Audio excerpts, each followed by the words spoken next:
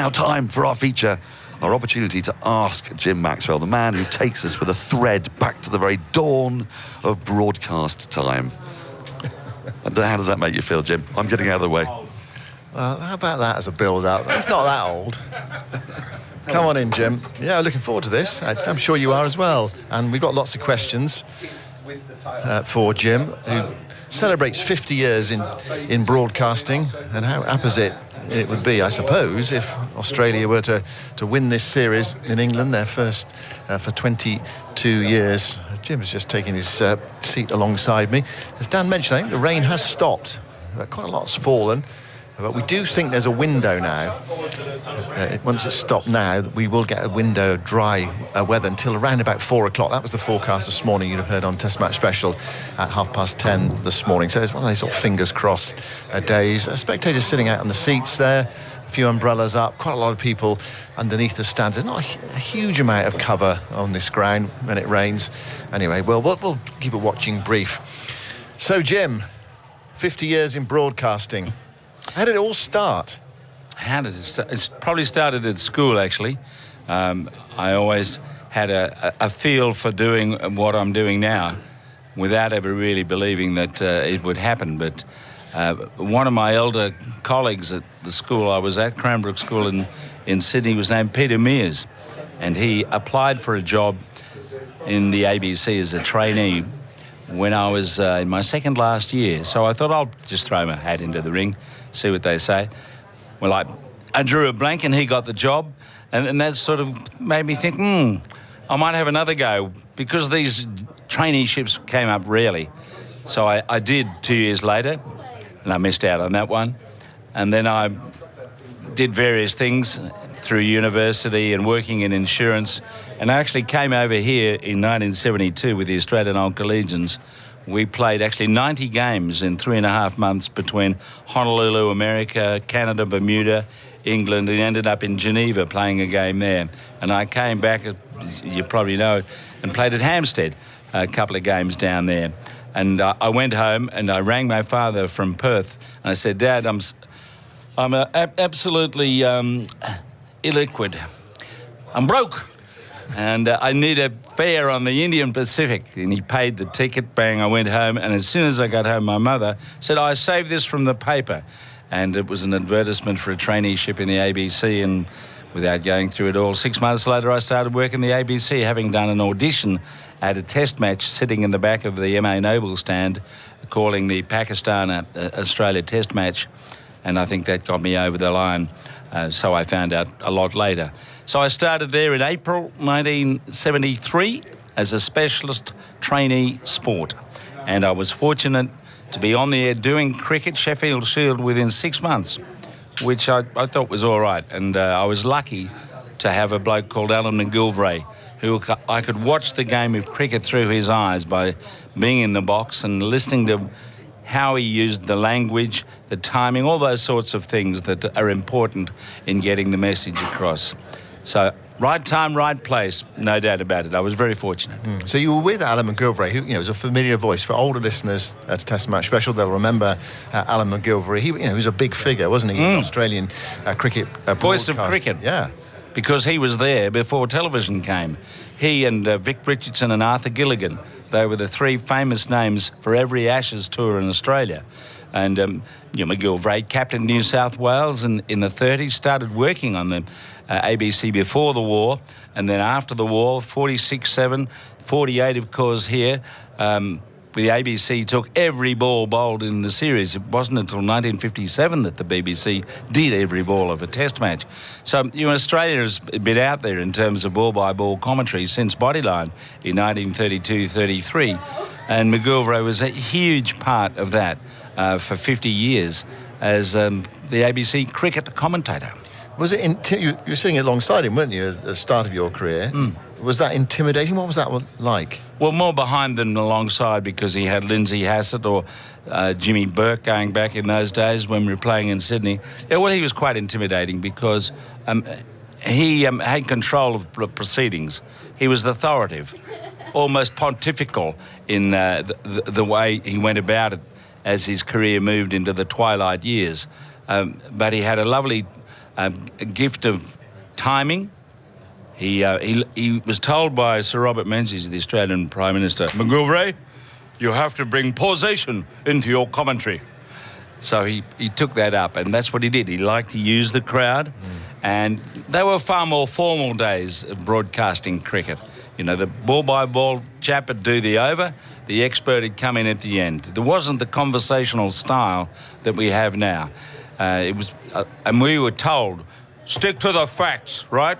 Don't indulge yourself. That's not the way to broadcast. People who are listening want to know the score and who's batting and so on. So that's what it was like. It was a bit stiff. Yeah. What was your first Test match? And how did you get from 1973? I think it was 1977, wasn't it? You first did a Test match. How did you make that progress 4 years to be a Test match commentator? Oh, well, someone must have thought that I was doing a reasonable job, and eventually got... doing Shield games? Shield games, yeah. Well, that was the only other cricket that we had. And we used to do a lot of Shield cricket during the weekends, so on. And, you know, also, part of this exercise as being a trainee is not being a trainee cricket commentator per se. You needed to be able to be versatile. And so we were doing rugby league and rugby union. I even did what we call soccer, you call football at one stage. And you know, golf. I've done a lot of different stuff. But cricket was always the main bag. And the more so as I got older. But 1977... first Test was at the SCG, Pakistan in Australia, and a bloke called Imran Khan took 12 wickets in the match. And they thrashed us by 8 wickets.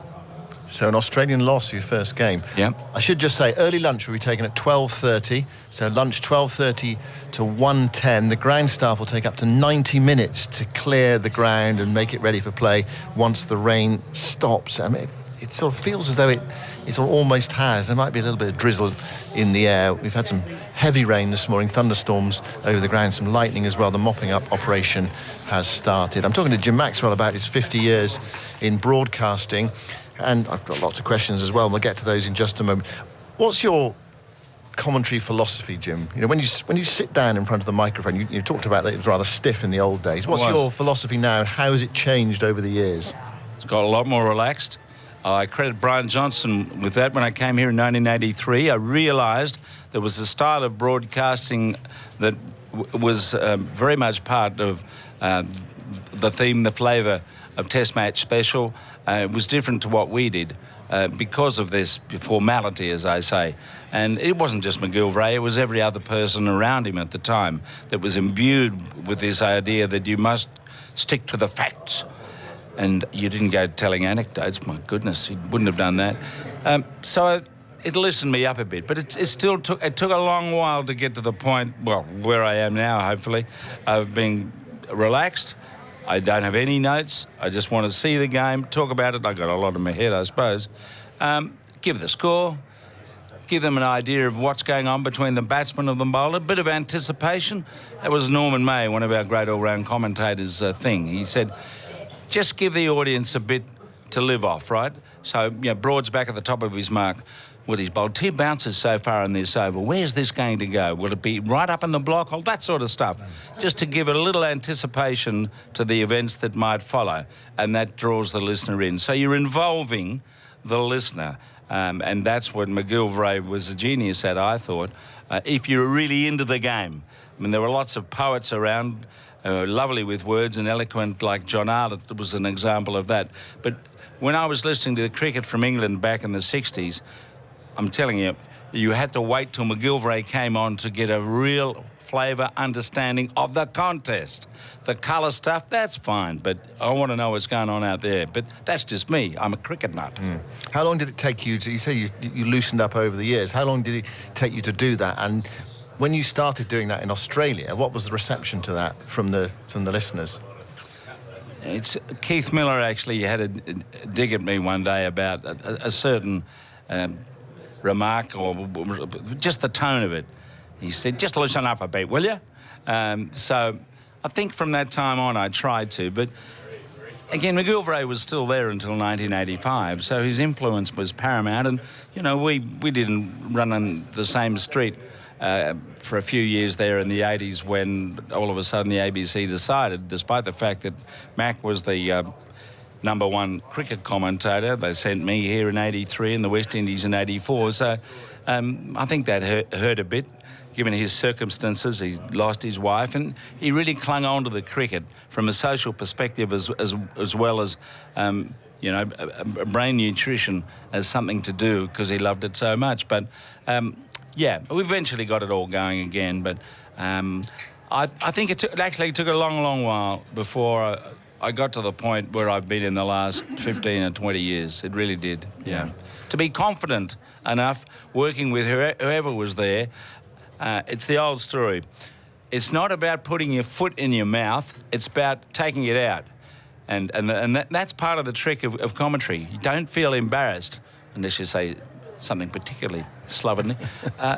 Just get on with it. Because most of the people, when you do say something unusual, say, what did he just say? Did he say that? And you've moved on. It's not in print, you see, so they can't find it. Yeah. But I reckon the last 20 years, probably since that 2005 series, I feel as though I've owned what I do more than I did before. Yeah. I remember, you won't remember this, Jim, but I remember meeting you for the first time in 1994, 95.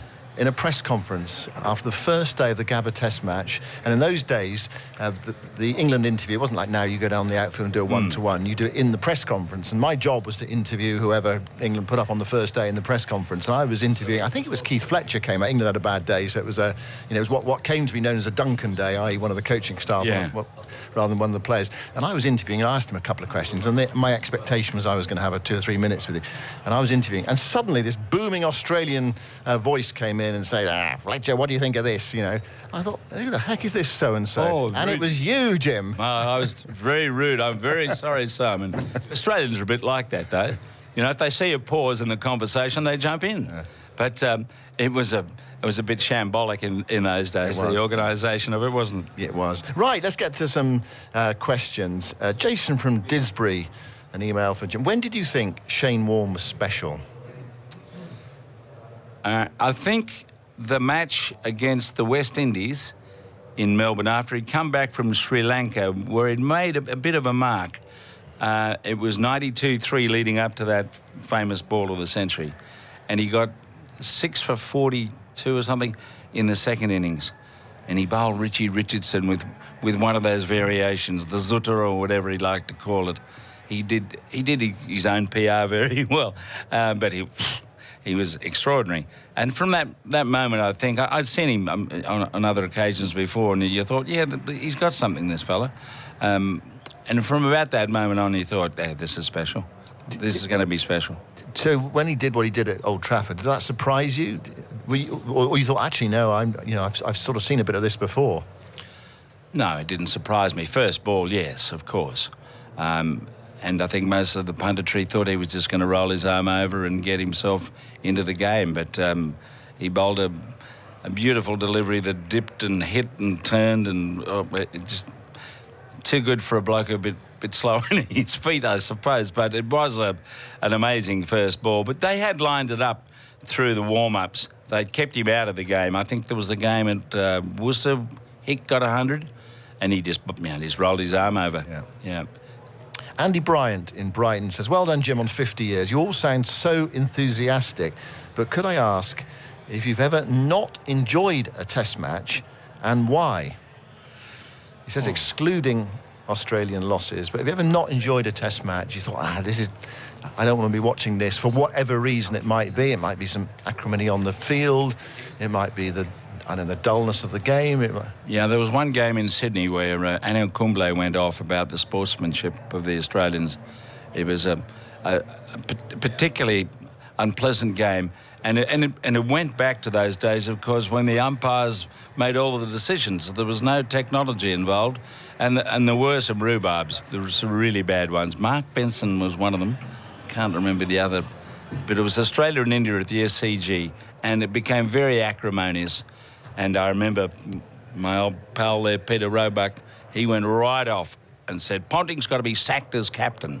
Bring in Katic or someone else. He really went for the captain in that series because of what he saw as this aggressive Australian behaviour that lacked the grace that was required of a leader. He went a bit hard, but I think at that time, he wrote for the Sydney Morning Herald, I think they had more responses in the old faxes and letters than they'd ever had on any other issue over that. So it just reminded you how important cricket was to most Australians, and we were reminded of that again, of course, with the Sandpapergate incident. But that's the one that stands out. That did leave a bad taste. Yeah. Richard Howitt in Cambridge, he says, thank you for coming to England this summer and for your unique contribution to Test Match Special. He actually says, what's your memory of being a young commentator working with Alan McGilvray? And we've sort of touched on that.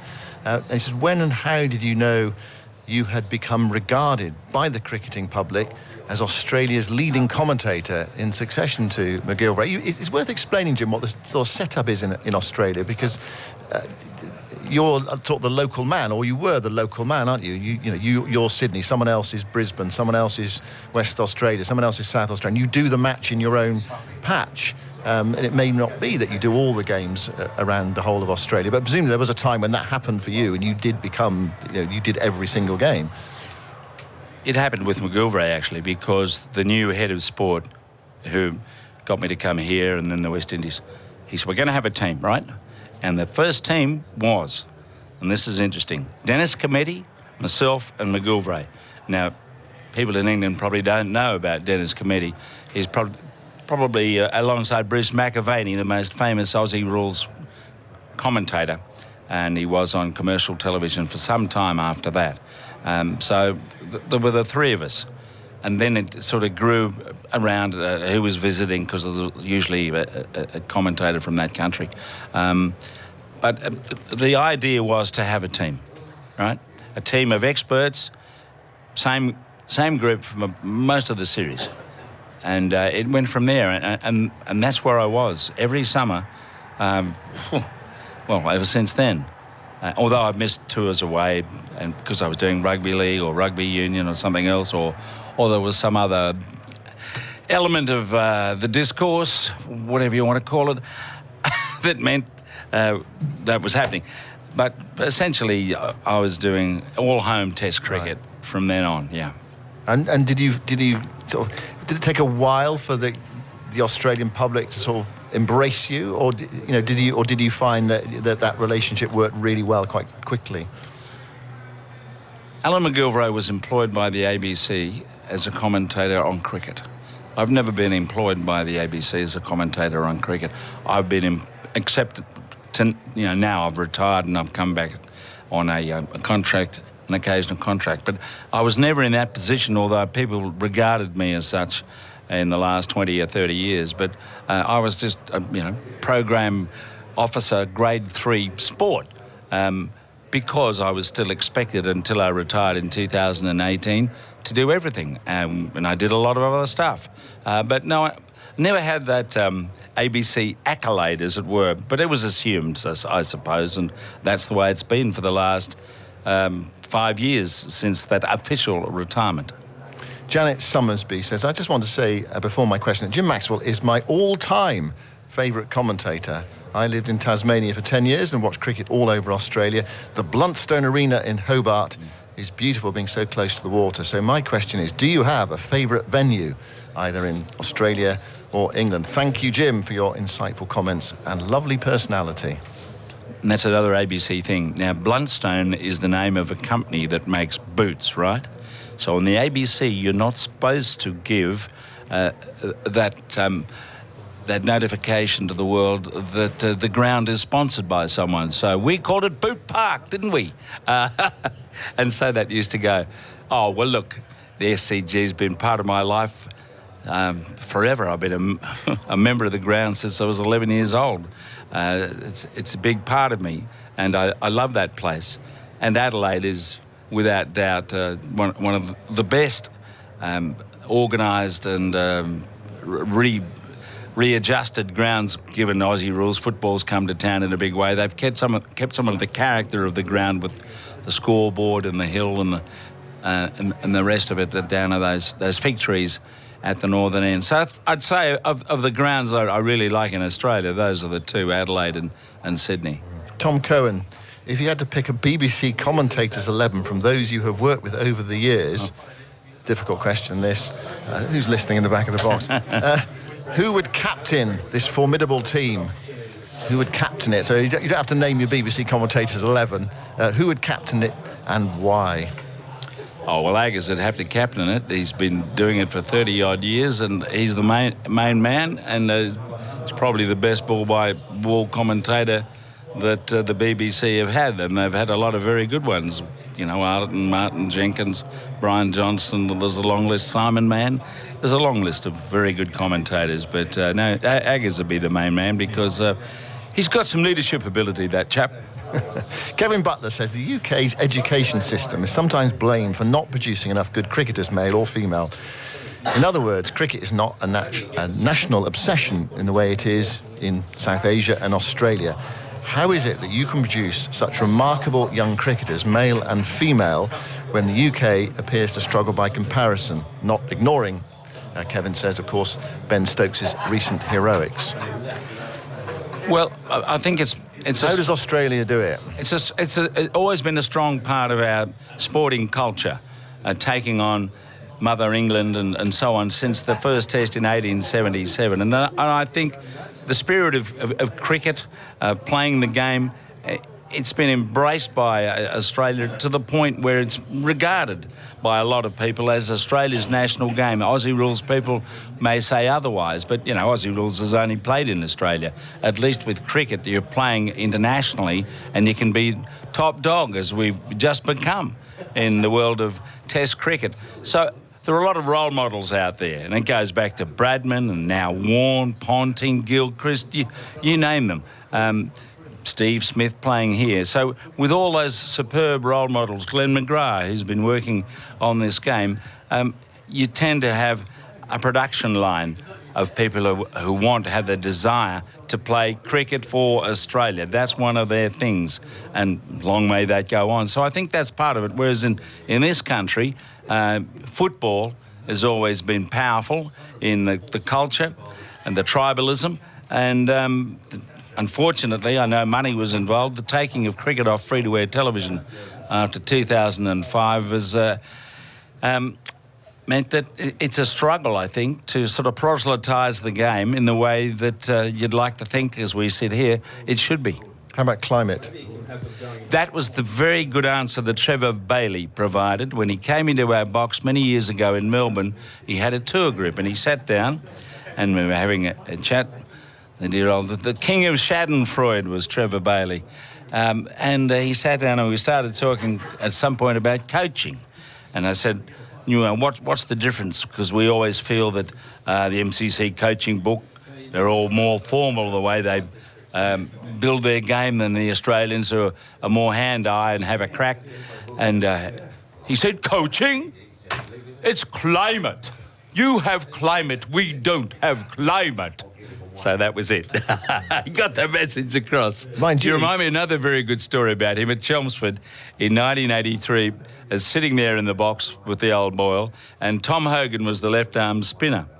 And I said to him, what do you think of Australia's new left-arm spinner, Tom Hogan, from Western Australia? And he puffed himself up and he said, Australia's been sending left-arm spinners here for years, and frankly, none of them can bowl. He was a man of very firm opinions, wasn't he? Very firm opinions. Yeah. He was very, very good fun. Yeah, just on climate, by the way, it is raining.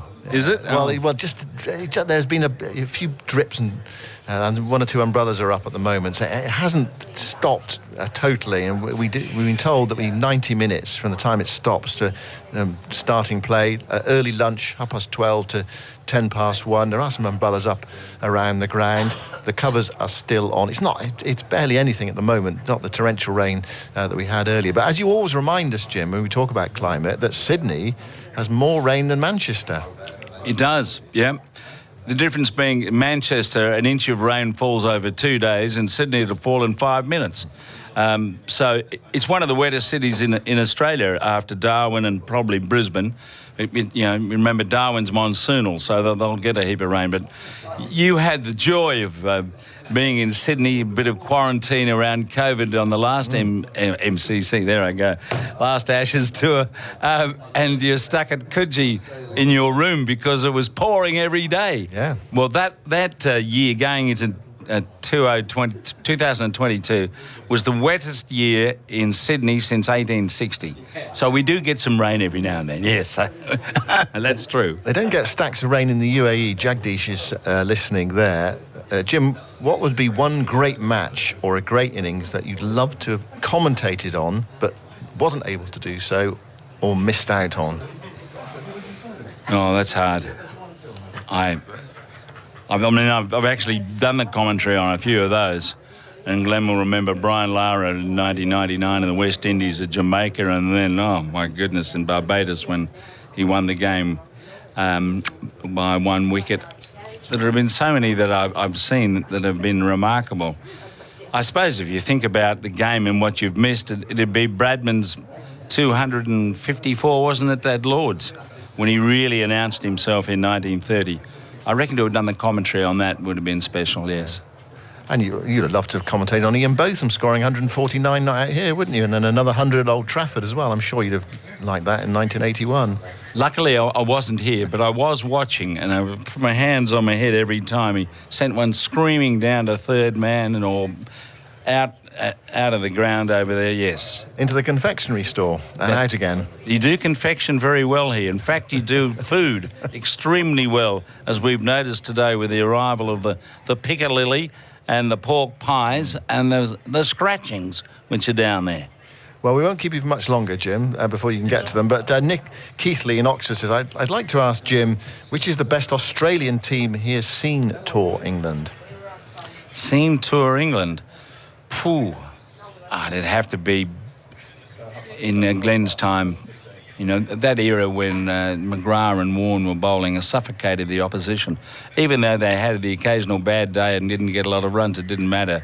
Those two always kept Australia in the game. So I think that period, which culminated in Australia winning 16 consecutive matches at the end of the 1990s, somewhere around there, that's as close to as good a team as we've ever had. And there have been a few others besides. Australia does play powerful, consistent, winning cricket more than most.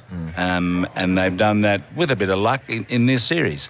So, yeah, I'd say that's in the 90s, yeah. Mary has emailed, she's in Hove.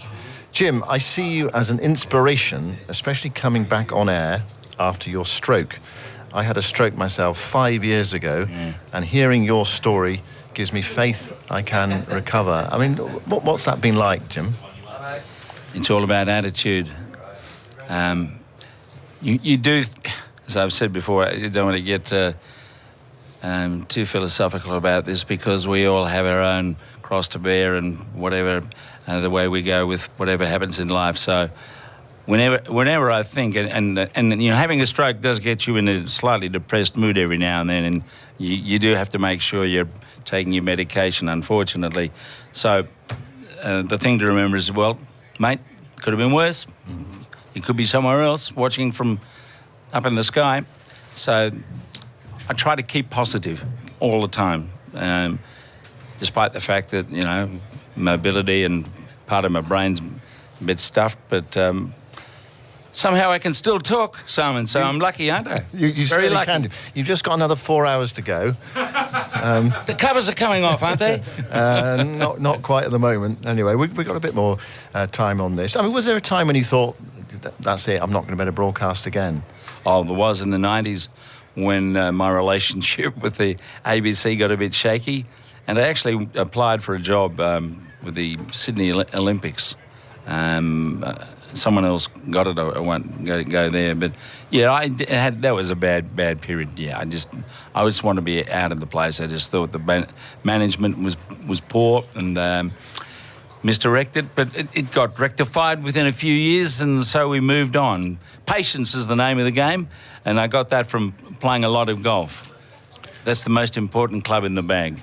But after your stroke, though, did you think, actually, that's it, I'm not going to be able to come back and broadcast anymore? Initially, I was concerned, but I was soon in the hands of the speech therapist who assured me that I'd be okay, because I did lose my voice for a little bit. But after that, yes, it was pleasing that part of my brain was not affected by the stroke. So I was able to get back into it, and thanks to the ABC at the time for encouraging me and bringing me back into the fold when I was less than mobile for quite a while. Well, there you go, Mary. Jim, just a great inspiration, able to come back from that and broadcast again on this Ashes series. Phil says, I'm listening from an overcast Exeter, and Jim is always a welcome voice throughout my house. Although my question could be answered by others as well as Jim, I'd be interested in his views on the long-term future of the Ashes, given the way that franchise and different forms of cricket are developing now at such a rate. There can't be many sports at this level played between just two countries. If it's sensible to look ahead, say 15 or 20 years, might we still be looking forward to an Ashes series in the way we do now? Best wishes to all the team, and many thanks to all of you. Well, if we stop looking forward to Ashes series, Test cricket's in trouble, because it's still the main event in Test cricket, as we are seeing so obviously in this series. So it's very important if Test cricket's to survive, and I think the players are going to have a bit to do with that, perhaps more than the administrators, who are continually looking, it seems to me, as at another commercial opportunity in the game, vis-a-vis what you've got going on in this country in August, which is ludicrous. But there it is. That's what happens with some administrators who want to find a way to get more people to come and watch, whatever the raison d'etre is. But you've got to have the support of the players, and I just hope the players all continue to believe that the primal form of the game is playing red ball test match cricket.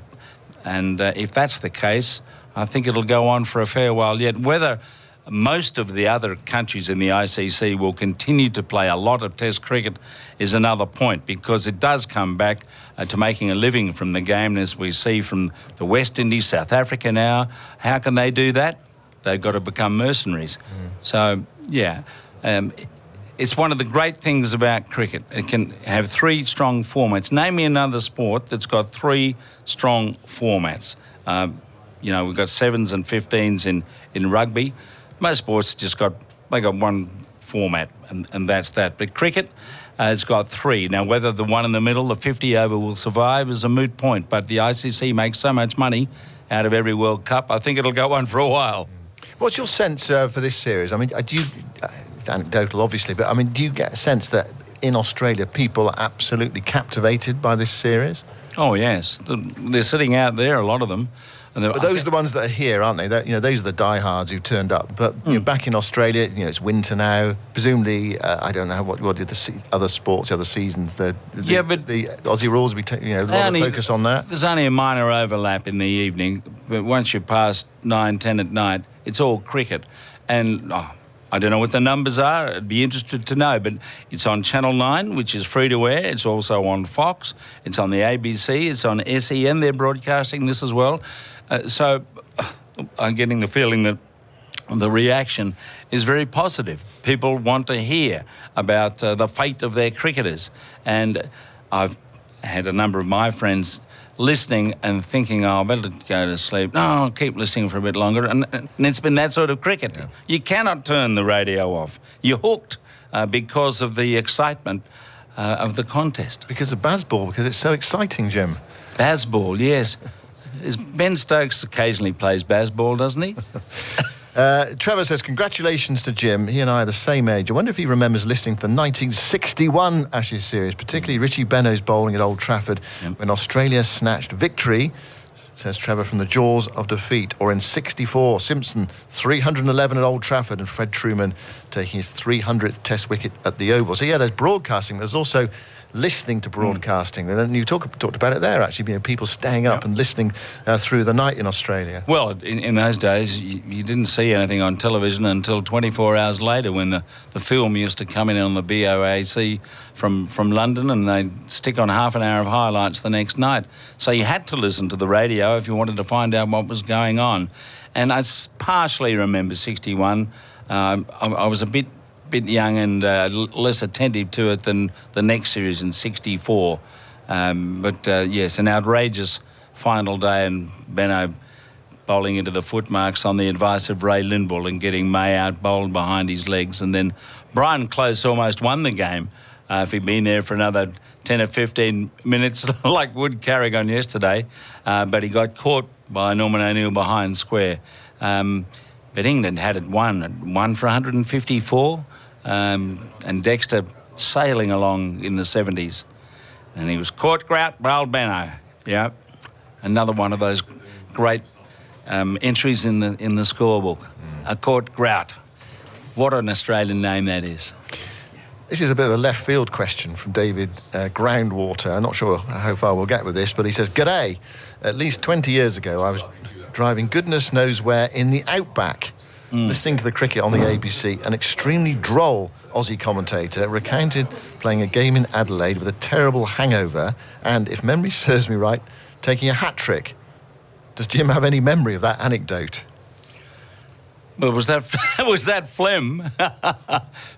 No, well, he didn't get the hat trick because Morney dropped the catch. I don't recall that one. Okay, No. He may have got the occasions mixed up, Yeah, but yes. Well, I'd go with that, David. I thought it was a bit left field, that question. Rob Cummins, I know Jim supports East in grade cricket back in Sydney. Why is that? And who was their best import? And you've had some decent players there, haven't you? Marshall, Jeffrey Broadcott, Tony Gregg. And he says, did Broad play? No. Jason Roy is probably the most recent England player to play. There's been a long list of overseas players. Tony Gregg, without doubt, the most influential one of those when he came to Australia. And he agreed to come, even though after he said yes, he was made England captain. But they weren't playing an away series in the off-season.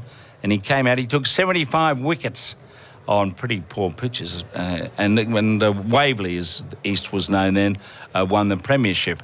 And he had a very important role to play with the Australian team. Yes, David Warner, of course, spent most of his career there until he decided, when he moved house, to go over to Randwick. Not that he's played for them very much. At one stage, we had Brad Haddon and Peter Neville playing in the 11. There's a long history of famous players going back to Sid Gregory many, many years ago, Jack Fingleton, and as I've mentioned on this broadcast, Hanson Carter, the wicketkeeper before and after the First World War, who was the first person to crouch behind the stumps. Jim, we've timed this so nicely. We really have. It's just past 12 o'clock. Commentary continues on 5 Sports Extra, BBC Sounds, and on ABC in Australia, but Radio 4 longwave listeners are leaving us briefly for the shipping forecast. There you go. There we go, off to the shipping forecast. The shipping forecast has only become really famous for those that aren't interested in it at all, and there'll be quite a few saying, oh, well, that's for someone else, because of what happened 4 years ago. And, you know, most of the lads on the team, dare I say it, Simon, maybe even yourself, are rather droll to just dismiss, the shipping forecast. So I thought, let's give it a bit of profile. It must be important to someone. Why the heck are we having it? So that's where it's all come from. And I'm sorry if I'm a bit overblown on it, but there it goes. It won't last for much longer because it's going to become a dodo. That's right, yeah. No longer will we be broadcasting on Radio 4 Longwave the cricket after this summer. Jim, what would your advice be to young commentators or potential young commentators? You know, some people say, I'd love to get into cricket commentary. What would you say to them? I mean, it's probably different. I don't know what it's like in Australia, how different it might be from being in England, but what advice would you give to a young Australian who wanted to get into cricket commentary? Be persistent, enthusiastic, persevere, put your foot in the door, send tapes, do anything you can to be noticed. You need to be noticed because, look, unlike when I joined the ABC, there are no trainees anymore. So you really do need to bring something to the argument to get a job. And what have we got, about 8 or 9 specialist, all-round commentators? And you've got to be able to do either rugby league and cricket or Aussie rules. You need to have those building blocks to get a crack at doing it. And there are other organisations that are doing commercial radio and TV too, which of course on television, I guess, they tend to go for people who have got a name in the sport rather than a journeyman, a young person who's looking to make their way. But that's about the suggestion. I mean, that's what I did for a few years until the opportunity came up. But the opportunities don't seem to arise as comfortably as that with a job in the paper, go through the process. You really do have to let it be known that you are able to do the job. And that reminds me of Harsha Bogley, whose opportunity came along. He sent tapes off to Alan Marks before the 1991 tour. Just to remind everyone who Alan Marks is. Alan Marks was the head of radio sport management, ran the Olympic Games, was a rugby league cricket commentator, a very good all-round commentator, but he got into the administration. In Australia? Yeah, and he was the producer of our cricket at the time in 91, 92. And Harsha sent him a tape following a letter asking if he could be part of the team as the Indian commentator. And Alan was impressed enough with what he heard and put Harsha on. And, the old cliche, the rest is history, folks. History. Yes. Yeah, I mean, he's one of the most famous commentators in India. He's on the IPL. If you go through security in India, you go through in the wake of Harsha Bogley, and no one will touch you. No one will touch you if you go behind Harsha because of his fame. Yeah. So just one point there, Jim. Welcome back to our Radio for Long Wave listeners. You said try to get your foot in the door, be persistent. What does that mean to a youngster? You know, try to get your foot in the door. Do anything, really. Make the tea, whatever. Make the biscuits, make the cakes, I don't know. Well, not necessarily that, but, ring that silly old bugger, Jim Maxwell, or send him an email and say, look, I reckon I can do this. Listen to this, give me some feedback, and so on.